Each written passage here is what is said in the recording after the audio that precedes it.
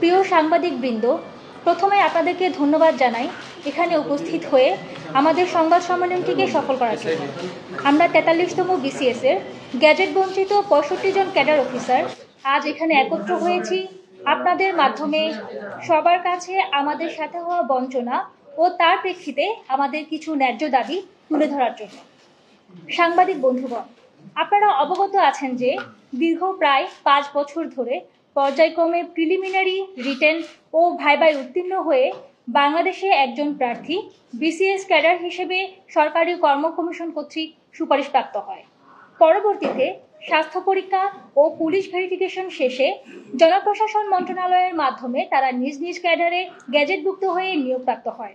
43তম BCS পরীক্ষার চূড়ান্ত ফলাফল প্রকাশিত হয়েছিল 2023 সালের 26শে ডিসেম্বর।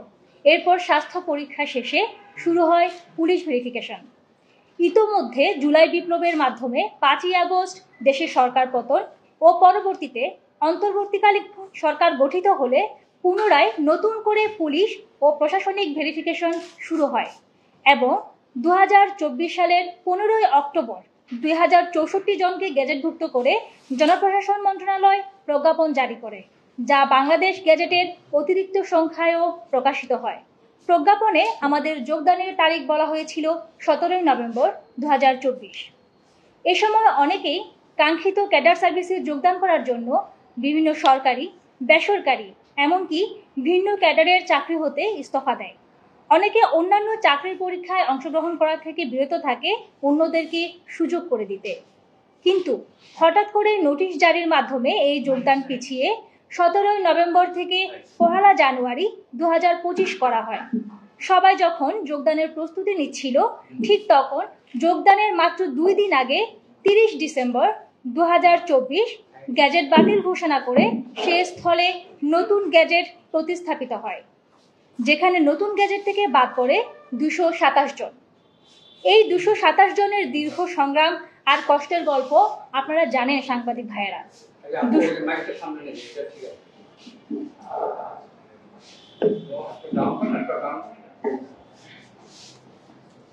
227 জনের পুনরায় ভেরিফিকেশনের আবেদন করার প্রেক্ষিতে জনপ্রশাসন মন্ত্রণালয়ের সিনিয়র সচিব স্যার 9 জানুয়ারি 2025 মিটিং শেষে জানান, কারো নামে ফৌজদারি মামলা না থাকলে, রাষ্ট্রদ্রোহিতার মামলা না থাকলে এবং শিক্ষা জীবনে বহিষ্কৃত না হলে তার গ্যাজেট হতে কোনো বাধা থাকবে না।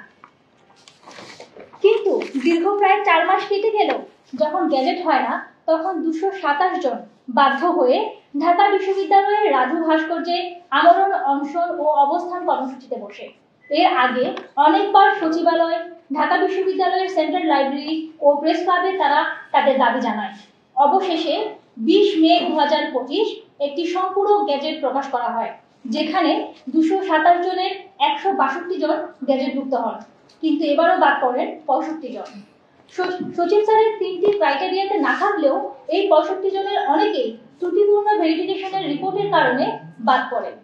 সাংবাদিক বন্ধুগণ, জুলাই বিপ্লব পরবর্তী সময়ে যে বৈষম্যমুক্ত বাংলাদেশের কথা আমরা শুনে এসেছি, একই BCS এ এই প্রথম 227 পরে 65 জনকে বাদ রেখে সেই বৈষম্যমুক্ত বাংলাদেশকে আমরা দেখতে পাচ্ছি না।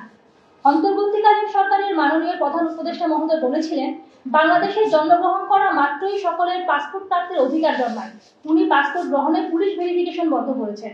তাহলে এতদিনের পরিশ্রম শেষে একটা সরকারি চাকরিতে প্রবেশের জন্য কেন এত ধাপে ভেরিফিকেশনে কারো শোনা কথা বা অনুমানের জন্য এতগুলো মানুষ, এতগুলো পরিবার কষ্ট পাবে?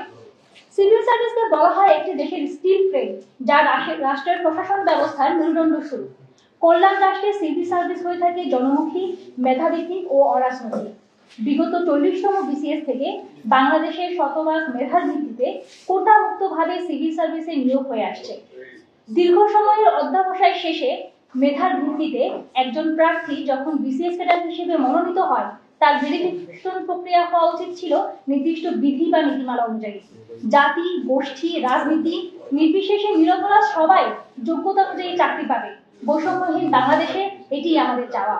প্রিয় সাংবাদিকবৃন্দ, গ্যাজেট বঞ্চিত এই 65 জনের বেশিরভাগেরই পুলিশ ও প্রশাসনিক ভেরিফিকেশন সম্পন্ন হয়ে গ্যাজেট প্রকাশিত হয়েছিল। পরবর্তীতে দুটি গোয়েন্দা সংস্থার একটিতে ঠিক রিপোর্ট থাকলেও অন্য আটকে গেছে সবার গ্যাজেট। কখনো কোনো রাজনৈতিক বা অপরাধমূলক কর্মকাণ্ডে জড়িত না থাকা সত্ত্বেও গ্যাজেট বঞ্চিত হয়ে সবাই আজ শারীরিক, মানসিক ও সামাজিকভাবে ক্ষতিগ্রস্ত। সম্প্রতি আমাদের 162 জন পুনরায় গ্যাজেটেড হয়েছেন। আমরাও আজ আপনাদের মাধ্যমে সংশ্লিষ্ট কর্তৃপক্ষের কাছে আশাবাদ ব্যক্ত করি, কর্তৃপক্ষ আমাদের বিষয়টি মানবিকভাবে বিবেচনা করবেন এবং সিনিয়র সচিব স্যারের প্রতিশ্রুতি অনুযায়ী ডিসি ভেরিফিকেশন তথা প্রশাসনিক ভেরিফিকেশনের মাধ্যমে পুনরায় আমাদের গ্যাজেটভুক্ত করে প্রজাতন্ত্রের কর্মে যোগদানের ব্যবস্থা করবেন। ধন্যবাদ সবাইকে।